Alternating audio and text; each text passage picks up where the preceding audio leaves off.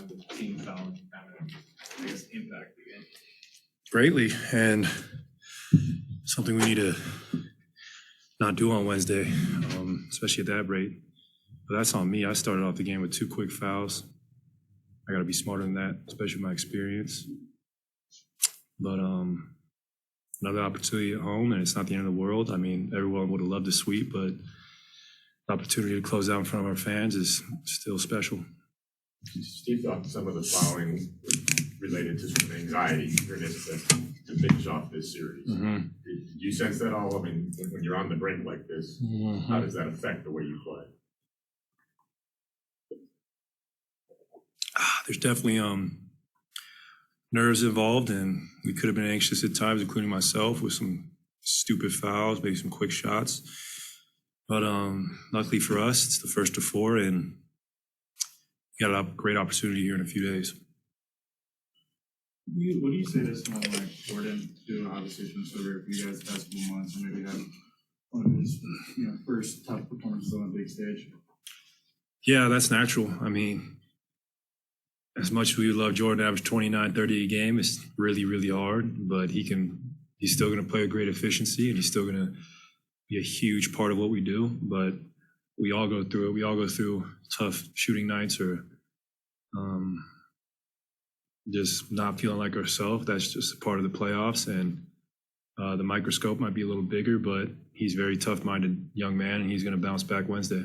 How did you manage to navigate 4 fouls and just kind of keep your aggressiveness in the game? It's not easy. You got to play with your hands back. You got to not give the officials a chance to call a foul. So I just had to be mindful of the fact that I had 4 and 5 fouls, and I'm much better out there, even when I'm just spacing the floor and gravitating defenders towards myself, than being on the bench. That's never fun. You know, I've finished. I think the last playoff game I fouled out in was in 2013, and I don't want to do it again. How frustrating was that 4th heading into half? Yeah, that was not very smart by me. I tried to pull a sneaky vet move by pulling Rivers' arm, but I was too demonstrative with it and wasn't sly enough with it. So I'll learn from that, and I'll be better in a couple days. Sorry, scored. Lost the first time to play.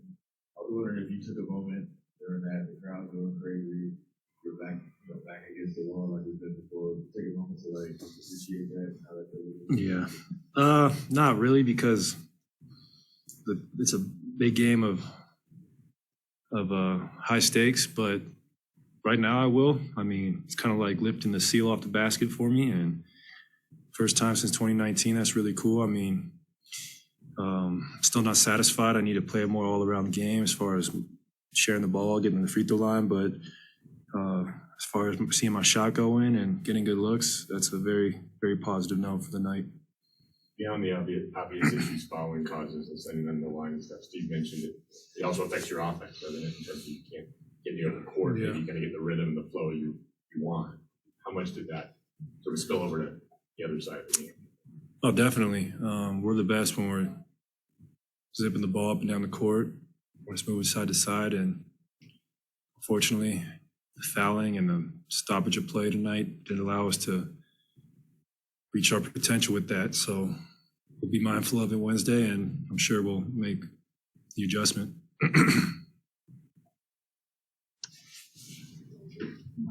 All right, Monty Poole on Zoom. Go ahead, Monty. Yeah, Klay, a lot of guys sometimes when they get in foul trouble, it kind of throws them off their rhythm. How were you able to maintain your offensive rhythm despite foul trouble? That's a good question. I would say just trying to hunt for great shots, and I feel like I got a lot of good looks tonight. I had a freaking corner 3 to win it, and unfortunately it was short. So I'm not satisfied, but when you're in foul trouble, you just got to stay positive on the bench. You got to stay engaged because, you got to be ready when your name's called. And as far as staying engaged, shout out to Jonathan tonight. I mean, for a rookie to not play for the first 3 games, to come in, make the impact he did, speaks volumes of who he is as a player. Thanks, sir. Go ahead, Monty. I'm done. Thank you. Nice. Last one on Zoom. Mark Haynes, go ahead quickly. Hey, Klay, I know you guys wanted to get the sweep and all, but How cool is it going to be if it's possible to get that win at home on Wednesday? Man, it's gonna be great. I mean, we got to go with the attitude like, all right, it's a must win.